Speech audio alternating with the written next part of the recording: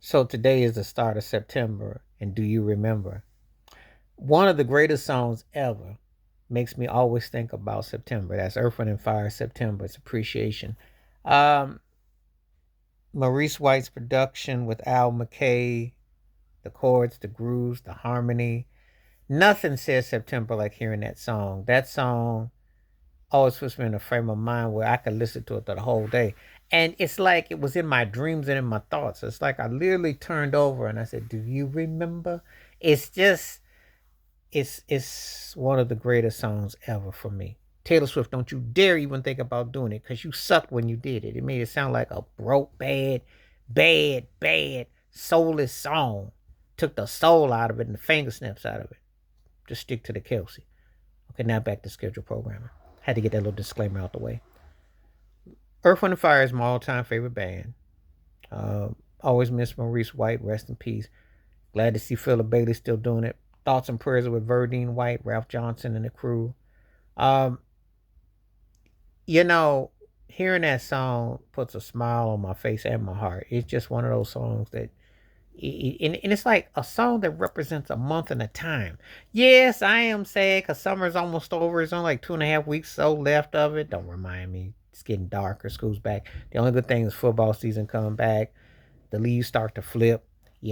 But to hear that song, it's like an anthem. It should almost be like an anthem around the world, and it in what it means. So, uh, had to take the time to acknowledge that. That's the beauty of that song, the power of that song, and it doesn't matter when you acknowledge it in September. It's just that hey, you got to acknowledge it. It's September. Do you remember?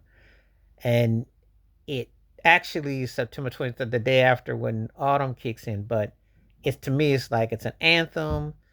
It's a party song, and it's just one of the greatest songs ever. Catchiest pop songs I ever heard. Just finger snapping, feel good. Had a buddy of mine online site once say that he thought that was the greatest, purest, classic pop song. It's hard to argue against it. It really is. It's one of the greatest songs ever. And the vocals and the upbeat, the uplift, the cheer, the harmony, the groove, you know. They were one of the groups and bands that could do that, and they were the feel good band of the 70s. And the elements brought it, and it just puts me in a certain frame of mind. So I wanted to take the time to, you know, um, acknowledge that because there are Earth, Wind, and Fireholics out here, including myself, and it's hard to believe that that song is almost 50 years old. You know, thinking back to 50 years ago when That's the Way the World came out, and then they had the Gratitude. You remember when Axe used to put 2 albums out a year, and they were bringing classics and stepping up to the competition and making you feel things.